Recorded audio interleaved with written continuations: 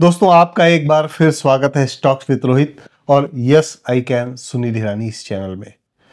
Stocks with Rohit के जो Sunday live के शो में हमने पिछले 2 शो में आपको बताया था कि किस तरीके से स्टॉक मार्केट में एंट्री के पहले कौन कौन सी बातों को आपको ध्यान में रखना चाहिए, किन किन चीजों को मैनेज करना चाहिए। और हमने ये भी आपको बता चुके हैं कि आपको किस तरीके से अपना फाइनेंशियल मैनेजमेंट करना चाहिए जिससे कि आपकी लाइफ बड़ी स्मूथ हो और आपको फाइनेंशियल चैलेंज आपको न झेलना पड़े। और हमने आपसे वायदा किया था लाइव शो में कि हम टर्म इंश्योरेंस की कुछ कंपनीज का, कुछ प्लान्स का कंपैरिजन आपके सामने लेकर आएंगे। कौन से प्लान में क्या फीचर है जिसकी वजह से वो महत्वपूर्ण है, कौन से प्लान को, कौन सी कंपनी को प्राथमिकता हम देते हैं, या रोहित के हिसाब से कौन सा बेस्ट प्लान है, किस प्लान में क्या फीचर अच्छा है, दूसरे प्लान में क्या फीचर अच्छा है, आपकी क्या प्रायोरिटी होना चाहिए, आपको चुनना कैसे चाहिए। तो आइए बात करते हैं। Hello Rohit, hello sir, welcome for this show stocks with Rohit. Thank you. और इस गिरते हुए मार्केट में इंश्योरेंस कंपनी तेरा सहारा। बिल्कुल। टर्म इंश्योरेंस है क्या? सबसे पहले तो आप ये बताइए। टर्म इंश्योरेंस एक तरीके का जीवन बीमा है जो आपको, आपके परिवार को वित्तीय सुरक्षा प्रदान करता है। अगर आपकी मृत्यु हो जाती है उस केस में कुछ पॉइंट्स है टर्म इंश्योरेंस के बारे में, जिसके बारे में मैं 4 पॉइंट बताऊंगा टर्म इंश्योरेंस के बारे में।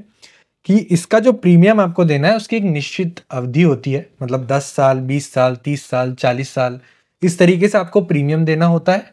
और प्रीमियम जितने साल आप देंगे उतने साल तक के आप सुरक्षित रहते हैं, आपका परिवार सुरक्षित रहता है। अगर उस अवधि में आपकी मृत्यु होती है तो आपको, आपके परिवार को पैसा मिलेगा, नॉमिनी को पैसा मिलेगा, और आपके जाने के बाद भी आपकी फैमिली सेफ रहेगी। और ये आपको ध्यान में रखना है कि आप पर अगर कोई डिपेंडेंट है, फैमिली मेंबर, अगर आप सिंगल हैंडेडली मैनेज कर रहे हैं अपनी फैमिली को, सिंगल हैंडेडली जो आप पर्सन हो जो कमा रहा है अपने फैमिली में, तो आपके फैमिली में आपके डिपेंडेंट्स होंगे। डिपेंडेंट्स है अगर, तो आपको ध्यान रखना है, आपको टर्म इंश्योरेंस लेना मेरे हिसाब से कंपलसरी है।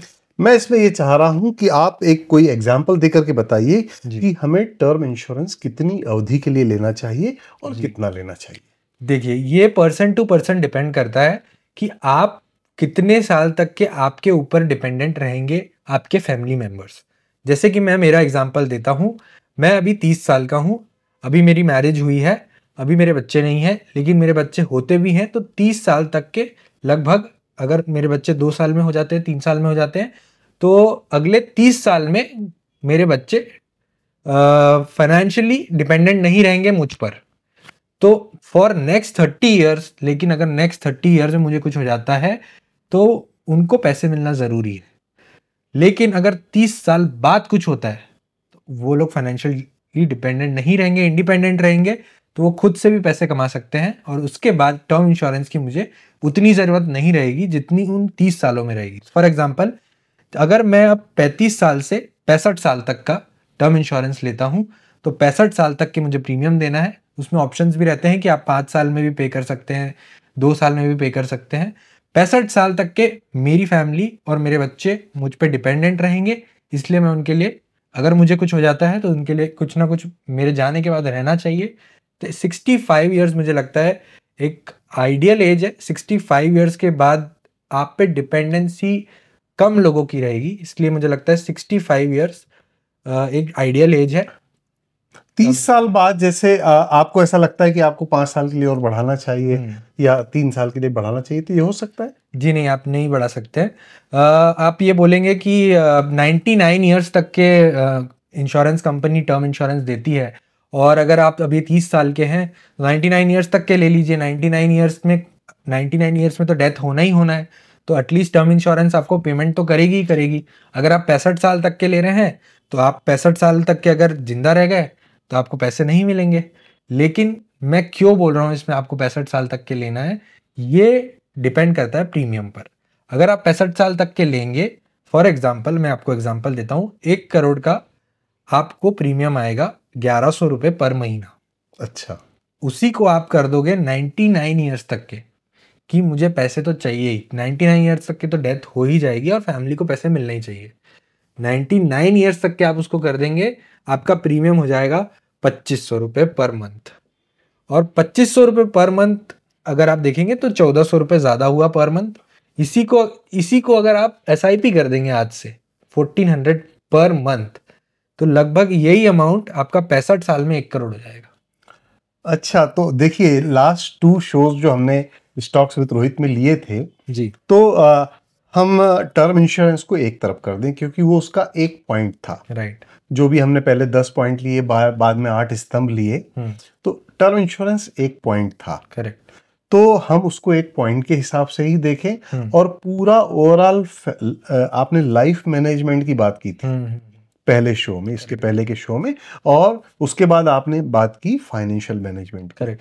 तो हम टर्म इंश्योरेंस को एक पार्ट में देखें और बाकी जो हमारे लाइफ मैनेजमेंट है और फाइनेंशियल मैनेजमेंट है उसको हम समग्र रूप से देखना चाहिए। जो हमारी आमदनी है उसको हमें समग्र रूप से कहाँ कहाँ बांटना है। और लॉन्ग टर्म गोल्स हैं, जैसे आपकी 30 साल की उम्र है, 65 साल की उम्र के पहले आपका टर्म इंश्योरेंस खत्म हो जाता है।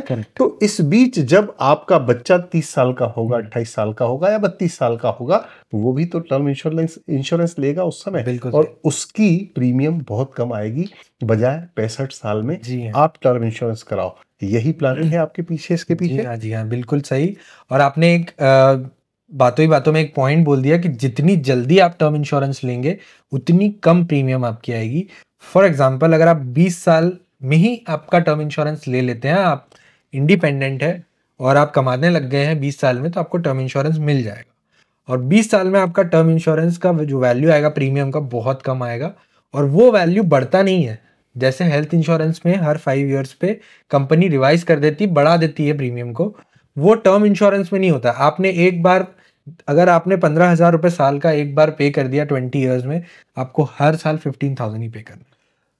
अगर जैसे मेरी आज 54 ईयर्स की एज है, अगर मैं आज 10 साल के लिए टर्म इंश्योरेंस कराऊं तो मुझे प्रीमियम ज़्यादा लगेगा, और आपको अगर 30 साल के लगाओगे तो आपको बहुत कम लगेगा। बिल्कुल बिल्कुल। तो आप क्या सुझाव देंगे उन लोगों के लिए, वे बच्चे जो आज जॉब में हैं, जो हमारे टेक्नोक्रेट्स हैं या बाकी जॉब्स में हैं, MBA वगैरह के, तो आज जिनकी उम्र 22-23 साल की है, उनको आप टर्म इंश्योरेंस के बारे में आपका गाइडेंस क्या होगा? टर्म इंश्योरेंस उनको भी लेना चाहिए अगर उनके ऊपर कोई ना कोई डिपेंडेंट है। अगर आप मान लीजिए आप इंडिपेंडेंट है, आप पे कोई भी डिपेंडेंट नहीं है, आप सोल अर्नर है, आप खुद कमाते खुद खाते, किसी को कुछ आपकी डिपेंडेंसी नहीं है, तो टर्म इंश्योरेंस का उतना मतलब नहीं आएगा जितना उसका मतलब दूसरी तरफ आता है, जिसमें आपके पास डिपेंडेंट है, मतलब आपकी शादी हो चुकी है या आपके माँ बाप आप पे डिपेंडेंट है, तो डेफिनेटली आपको 100% टर्म इंश्योरेंस लेना है। और आप जितनी जल्दी लेंगे उतना कम प्रीमियम आएगा। और मेरे को लगता है कि 65 ईयर्स तक के इनफ है, उसके ऊपर टर्म इंश्योरेंस इतना काम में नहीं आएगा अगर आपके कोई डिपेंडेंट नहीं है तो। लेकिन कोई बच्चे इकलौते हैं, एक बेटा है, एक बेटी है, बेटी की शादी हुई, एक बेटा है जी, और वो जॉब में है, तो उस स्थिति में अगर उसे कुछ हो जाता है जी, तो उसके माता पिता के लिए तो एक वो लाइफ सेविंग अमाउंट हो जाएगा। बिल्कुल बिल्कुल बिल्कुल। तो उस स्थिति में तो टर्म इंश्योरेंस के बारे में सोचना चाहिए, ऐसा मेरा व्यक्तिगत मत है। लाइफ बहुत अनप्रिडिक्टेबल होता है, और लाइफ को अगर आप इंश्योर करके चलेंगे विद टर्म इंश्योरेंस, मैं आपको कुछ नहीं बोल रहा हूँ कि मनी बैक पॉलिसी लो या LIC कुछ भी पॉलिसी लो जिसमें आपको इन्वेस्टमेंट्स प्लान देते हैं एजेंट्स। टर्म इंश्योरेंस बहुत, देखो इन्वेस्टमेंट की जहां तक हम बात करेंगे, हम आज एक टर्म इंश्योरेंस का वीडियो बना रहे हैं, आगे चल के हम जितने हमारे पॉइंट्स थे जो लाइफ मैनेजमेंट और फाइनेंशियल मैनेजमेंट के, उसके ऊपर एक एक पॉइंट हम कवर करेंगे। आज हम टर्म इंश्योरेंस का पॉइंट कवर कर रहे हैं। तो जहां जहां इन्वेस्टमेंट करना है, शॉर्ट टर्म के लिए इन्वेस्टमेंट करना है, फिक्स्ड इन्वेस्टमेंट करना है, पैसा जल्दी मिल जाए उसके लिए करना है, या गोल सेटिंग के हिसाब से हमें SIP करना है, तो उसके बारे में हम बात करेंगे। अभी हम आज बात करेंगे टर्म इंश्योरेंस। राइट। एक पॉइंट बस मेरा बताने का रह गया, टर्म इंश्योरेंस की एक क्वालिटी नहीं है, मतलब आप जो प्रीमियम भरते हैं वो आपको वापस नहीं मिलता। हाँ, ये तो खैर बहुत सामान्य सी बात है, और ये आप सभी को पता होना चाहिए कि जो हम प्रीमियम भरते हैं और वापस पैसा मिलता है, किसी भी कंपनी में, चाहे वो LIC हो, SBI लाइफ हो, तो वास्तव में वो इन्वेस्टमेंट होता है। अगर आप यूलिप प्लान्स भी लेते हैं तो मार्केट बेस जो आप प्रीमियम देते हैं वो वास्तव में वो पैसा आपका मार्केट में लगता है, उसमें से ही एजेंट का कमीशन भी जाता है, कंपनी के खर्चे भी उसी में से निकलते हैं और आपको उसका नुकसान होता है जब वो पैसा आपको वापस मिलता है। इसीलिए टर्म इंश्योरेंस को प्राथमिकता देते हैं रोहित। और टर्म इंश्योरेंस की रैंकिंग पता करने के लिए हमें क्या देखना चाहिए? रैंकिंग पता करने के लिए कुछ फैक्टर्स होते हैं, जैसे मैंने यहाँ पे 6 फैक्टर लिखे हुए हैं। पहला फैक्टर सबसे important, claim settlement ratio. Claim settlement ratio 98 to 99% एक गुड क्लेम सेटलमेंट रेशो माना जाता है, और जितने मेरे टॉप रैंकिंग मैंने अभी नेक्स्ट आगे बताऊंगा वो 98 to 99 के ऊपर ही रहेंगे। दूसरा पॉइंट है amount settlement ratio. Amount settlement ratio किस कंपनी का हाईएस्ट है उस हिसाब से भी मैंने रैंकिंग दी हुई है, और 90 to 95% अमाउंट सेटलमेंट रेशो अच्छा माना जाता है। तीसरा पॉइंट है वॉल्यूम ऑफ द बिजनेस। बहुत इंपॉर्टेंट है यहाँ पर, क्योंकि यहाँ पर एक दिक्कत कस्टमर के माइंड में ये आ सकती है, क्लाइंट के माइंड में ये आ सकती है कि कहीं कंपनी बंद ना हो जाए। लेकिन कंपनी का वॉल्यूम जितना बड़ा रहेगा, जितनी प्रॉफिटेबिलिटी ज़्यादा रहेगी, कंपनी चलते रहेगी। इसलिए वॉल्यूम और ब्रांड बहुत इंपॉर्टेंट है यहाँ पे। इस केस में अगर कंपनी बंद होती है तो फिर दिक्कत वाले काम होंगे। क्योंकि अगर बिजनेस छोटा होगा तो बंद होने के चांसेस ज़्यादा है, और लॉस में अगर कंपनी है तो भी बंद होने के चांसेस ज़्यादा है। तो volume of the business, brand of the business and profitability of the business, ये भी ध्यान में रखना है। तीसरा पॉइंट है कंप्लेंट्स। IRDA के साथ कितनी कंप्लेंट्स रजिस्टर्ड है पर 10,000 एप्लीकेशंस, तो ये भी मैंने निकाला हुआ है और उस हिसाब से मैंने रैंकिंग की हुई है। फोर्थ पॉइंट है time to settle the claim. अगर अगर किसी क्लाइंट की डेथ होती है और क्लेम डाला जाता है उसके नॉमिनी द्वारा, तो वो कितने दिन में सेटल होता है, इसके ऊपर भी रैंकिंग मैंने सेट करी है। लास्ट पॉइंट है कॉस्टिंग ऑफ द प्रीमियम, मतलब कौन सा कंपनी कितना कॉस्टिंग कर रहा है उस हिसाब से रैंकिंग दी। देखो, इसमें मैं केवल एक प्रश्न पूछूंगा जी, जो कि 5वें पॉइंट से रिलेटेड है। करेक्ट। अगर हमें थोड़ी सी कॉस्ट ज्यादा देना पड़े लेकिन सेटलमेंट में टाइम कम लगता है, सेटलमेंट का अमाउंट में ज्यादा बार्गेन नहीं होता है, राइट, ये सब चीजें अगर अच्छी हैं, उसके लिए अगर हमें प्रीमियम थोड़ा सा ज्यादा भी देना पड़े, करेक्ट, तो क्या इस तरीके से भी आपने देखा है? बिल्कुल बिल्कुल। तो अब हम बात करेंगे कि ऐसे कौन कौन सी कंपनीज के प्लान है जो टॉप 5 रैंकिंग आपकी है। रैंकिंग 1 आपने किसको दी है? 2, 3, 4, 5। रैंक 1 पे आता है I protect smart by ICICI Prudential. दूसरे नंबर पे आता है click to protect super by HDFC Life. तीसरे नंबर पे आता है smart total elite by Max insurance. Fourth पे आता है टाटा AIA का प्लान संपूर्ण रक्षा। और 5वें नंबर पे आता है Smart Protect Gold by Bajaj alliance.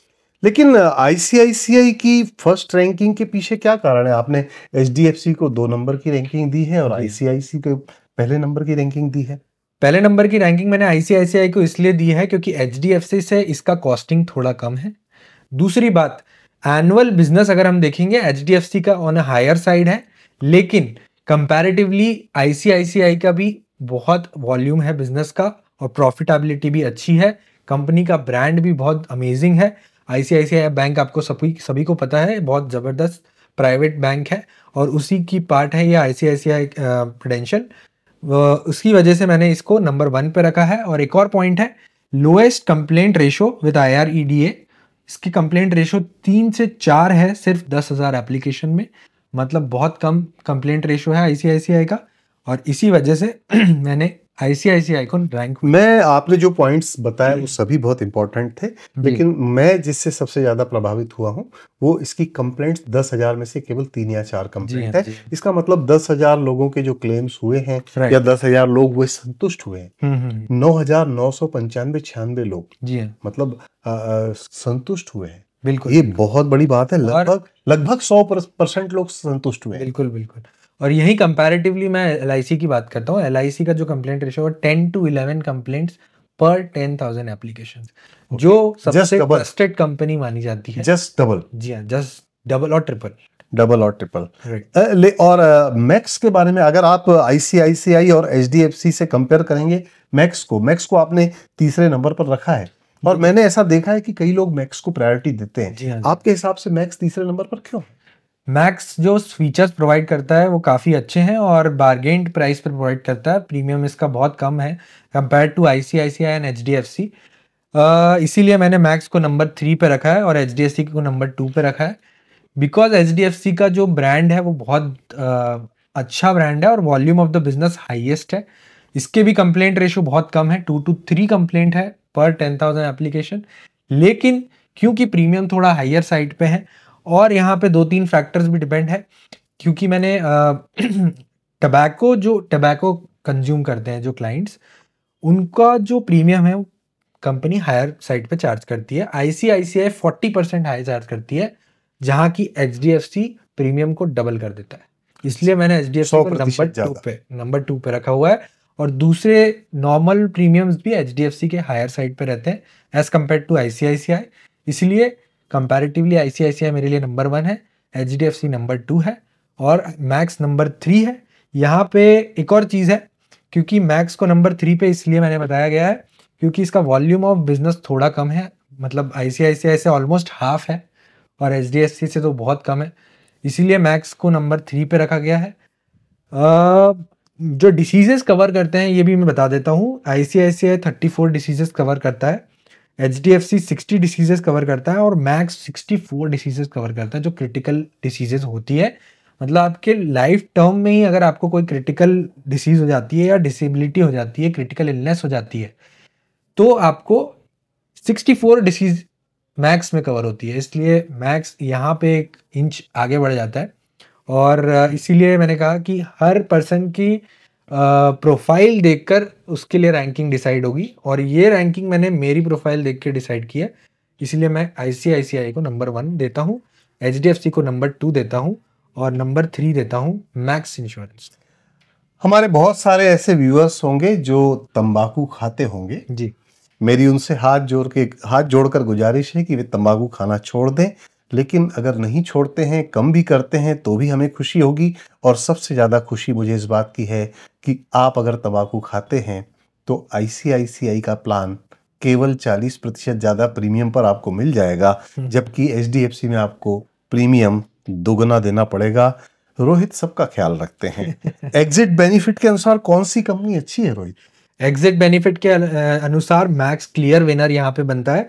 अगर आप अपना प्लान 20 से 30-25 साल के बीच में खरीद रहे हैं तो 50 से 60 साल के उम्र में आपके पास ऑप्शन रहता है कि आप एग्जिट बेनिफिट ले ले, आपने जितना प्रीमियम अभी तक के पे किया है वो वापस ले ले और उसके बाद आपको प्रीमियम नहीं देना है। आपने जितना, मतलब आपको जितनी सेफ्टी चाहिए थी, सेफ्टी नेट चाहिए था, वो सिर्फ 30 साल के लिए चाहिए था, इसलिए आपने बोला। एग्जिट बेनिफिट को आप थोड़ा सा एक उदाहरण देकर समझाइए। ये सुभाष जो है उसकी उम्र मान लीजिए कि 28 साल की, करेक्ट, और ये टर्म इंश्योरेंस लेता है। जी हाँ। तो एग्जिट बेनिफिट का एक एग्जांपल बताता हूँ मैं। सुभाष मैरिड है, सुभाष के 2 बच्चे हैं और सुभाष है अभी तो नहीं है ना, एग्जाम्पल दे रहा हूँ मैं। अच्छा। और सुभाष जब 55 साल का होता है तो उनके बच्चे लगभग हो जाएंगे 28 से 29 साल। अच्छा, बच्चों की जॉब लग जाती है, 25 साल की उम्र में कमाने लगते हैं, तो अपन क्यों भरो पैसा, ये निकाल लो पूरा पैसा। बच्चे डिपेंडेंट नहीं रहेंगे। हाँ। और बच्चे डिपेंडेंट नहीं है, या फिर मान लीजिए सुभाष का बच्चों से झगड़ा हो जाता है। अच्छा। तो सुभाष बोलते हैं कि मुझे टर्म इंश्योरेंस की कोई जरूरत नहीं है। अच्छा, बच्चों के लिए मैं कुछ नहीं छोड़ के जाना चाहता हूँ। तो बच्चों के लिए मैं कुछ नहीं छोड़ूंगा और मैंने जितना अभी तक के प्रीमियम भरा हुआ है मुझे वो वापस चाहिए। राइट। तो उसमें वो ब्याज समेत मिलता है या कुछ ऐसा? नहीं, ब्याज समेत नहीं, आपने जितना भरा है आपको उतना ही मिलेगा, उतना पैसा मिलेगा। ये benefit exit benefit max provide अच्छे से करता है और आईसीआईसी भी प्रोवाइड करता है, लेकिन एचडीएफसी प्रोवाइड नहीं करता है। एग्जिट बेनिफिट के हिसाब से आप मैक्स को प्राथमिकता पे रखते हो, आईसीआईसी को उसके नीचे रखते हो। राइट। तो अल्टीमेटली आज का ये बहुत अच्छा वीडियो आपने कंटेंट लाए हैं रोहित। तो ये डिपेंड करता है पर्सन टू पर्सन कि उसका कैसा अपने बच्चों से 25 साल बाद 30 साल बाद झगड़ा तो नहीं हो जाता है, और उसके बच्चे कितनी जल्दी सेट हो जाते हैं लाइफ में।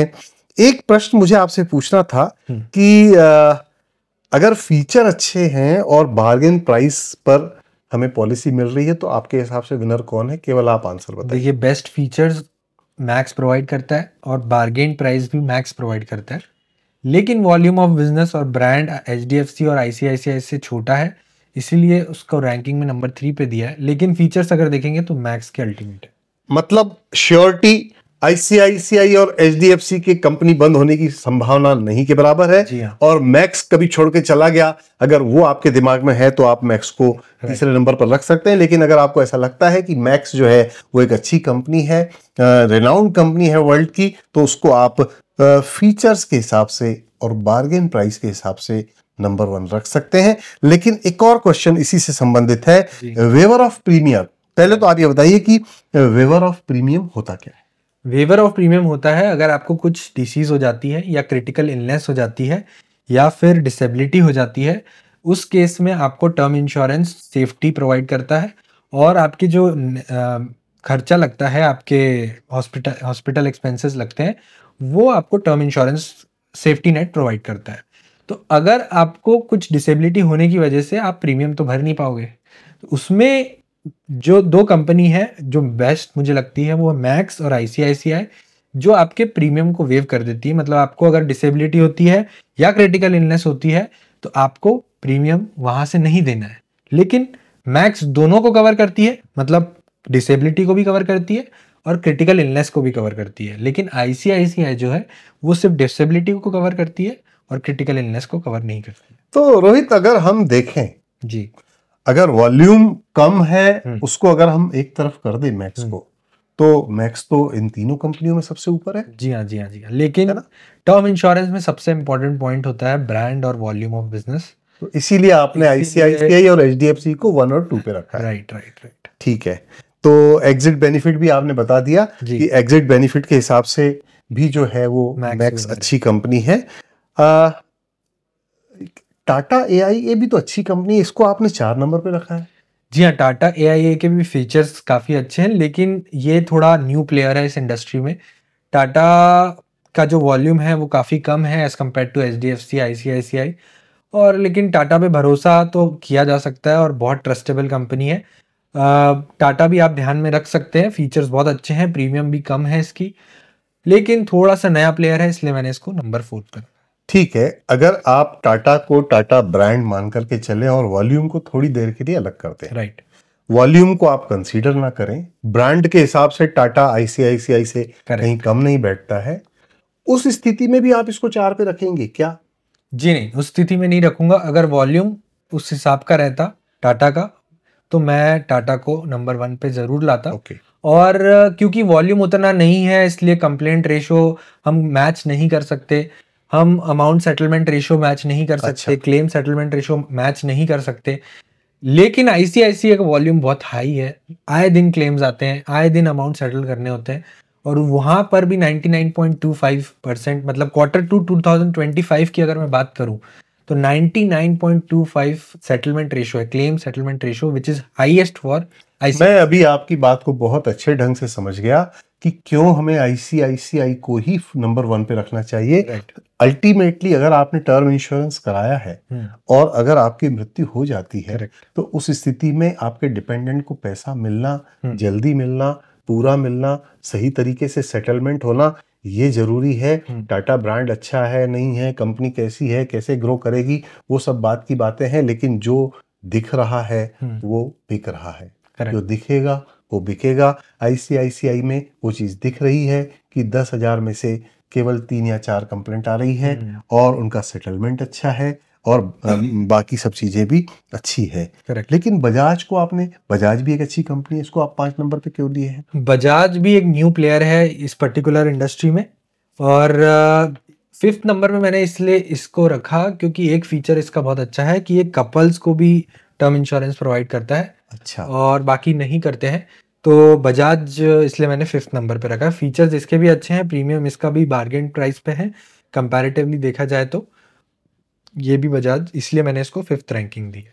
तो कपल्स के टर्म इंश्योरेंस के बारे में आप थोड़ा सा बताइए कि कपल का टर्म इंश्योरेंस क्या होता है, इसके क्या बेनिफिट्स? जी हाँ, कपल का टर्म इंश्योरेंस मतलब क्लब होके टर्म इंश्योरेंस बनता है। मतलब कपल में से किसी की भी अगर मृत्यु हो जाती है एक किसी की भी मृत्यु हो जाती है तो दूसरे को पैसा मिलेगा। मतलब हम क्या करते हैं, हम इंडिविजुअल का करते हैं, हम देख के करते हैं कि हम पर कोई डिपेंडेंट है। लेकिन जहाँ पर दोनों कमा रहे हैं और दोनों थोड़ा बहुत एक दूसरे पे डिपेंडेंट है, उस कंडीशन में कपल एक दूसरे का एक साथ में टर्म इंश्योरेंस करा सकते हैं, डबल प्रीमियम नहीं पे करनी होती है। थोड़ा सा प्रीमियम ज्यादा दे करके एक के ऊपर एक फ्री। राइट, ठीक है। अब मैं जाऊंगा LIC के ऊपर। जी। LIC को आपने कहीं जगह ही नहीं दी है आपकी प्रायोरिटी में। जी हाँ, एक तो ये एक्चुअली मिसकंसेप्शन होता है कि LIC है तो पैसे मिल ही जाएंगे, लेकिन ऐसा है नहीं। LIC का हमेशा ऐसा फॉर्टे रहा है कि वो मनी बैक पॉलिसीज ज़्यादा लाता है और यूलिप प्लान्स ज़्यादा लाता है, और उसी में मतलब जो कमीशन रहता है एजेंट्स को वो हाई रहता है, इसलिए पॉलिसी वो बिकती ज़्यादा है। और LIC का जो बिज़नेस है वो एजेंट्स पे बहुत डिपेंडेंट है, और इसीलिए कमीशन LIC में सबसे ज़्यादा होता है। और अगर हम प्रीमियम की भी बात करेंगे तो प्रीमियम भी बहुत हायर साइड पे होता है। LIC का एक प्लान है जो कि प्योर टर्म है, जीवन अमर, उसमें प्रीमियम अगर हम देखेंगे तो 50 to 60% हायर साइड पे है as compare to ICICI, HDFC, Max, Tata AII and Bajaj. तो दोस्तों, आज टर्म इंश्योरेंस के ऊपर जितनी बातें आज रोहित ने कवर की है ये बहुत इंपॉर्टेंट है अगर आप टर्म इंश्योरेंस प्लान लेने का मन बना रहे हैं। लेकिन एक अंतिम प्रश्न मैं करना चाहूंगा कि SBI लाइफ इतनी अच्छी कंपनी है, ये भी आपकी लिस्ट में नहीं है? जी हाँ, SBI लाइफ को इस मतलब लिस्ट में रखने का एक ही रीज़न है, इस लिस्ट में नहीं रखने का एक ही रीज़न है कि उनका जो क्लेम सेटलमेंट रेशो है वो 94 to 95% है, which is way below par. और मुझे लगता है कि ये 99 के ऊपर होना चाहिए, क्योंकि IRDA का रूल है कि अगर 3 साल के बाद अगर कोई क्लेम आता है तो विदाउट फाइलिंग एनी डिस्प्यूट आपको क्लाइंट को पैसे देना है। लेकिन SBI में ये थोड़ा सा दिक्कत दिख रहा है क्लेम सेटलमेंट रेशो में 94 to 95%, और इसीलिए जैसे लोन लेने में दिक्कत देते हैं वैसा क्लेम देने में भी दिक्कत देते हैं। आपका कहने का मतलब ये है। तो एक फाइनल नोट के साथ आज का हम यहाँ विश्राम लेंगे। What is the final note from Rohit? देखिए, मेरे हिसाब से जो टॉप रैंकिंग है मैंने आपको बता दी। मैक्स बहुत सारे फीचर्स में आगे जाता है, बिल्कुल जाता है, बार्गेन प्राइस प्रोवाइड करता है, लेकिन फिर भी मेरे लिए सबसे इंपॉर्टेंट पॉइंट वही रहेगा कि मैं ब्रांड वैल्यू देखूंगा, वॉल्यूम ऑफ द बिजनेस देखूंगा और क्लेम सेटलमेंट रेशियो देखूंगा। वो ICICI टॉप करता है, और Q2 में अभी ICICI ने रिसेंटली टॉप किया है क्लेम सेटलमेंट रेशियो में 99.25% से। इसी वजह से ICICI is at number 1, HDFC life is at number 2। HDFC life भी बहुत अच्छा है, आप उसको भी कंसिडर कर सकते हैं, लेकिन ये डिपेंड करेगा प्रोफाइल टू प्रोफाइल पर। नंबर 3 पर है मैक्स, नंबर 4 पर है टाटा AIA, और नंबर 5 पर है बजाज आलियांज। अगर आपको अपनी प्रोफाइल के हिसाब से फ्री कंसल्टेशन चाहिए है तो आप मैसेज कर सकते हैं 9113666055। हम आपको आपकी प्रोफाइल के समझ कर फिर बताएंगे कि आपके हिसाब से कितने साल का टर्म इंश्योरेंस अच्छा रहेगा और किस कंपनी का टर्म इंश्योरेंस आपके लिए अच्छा रहेगा।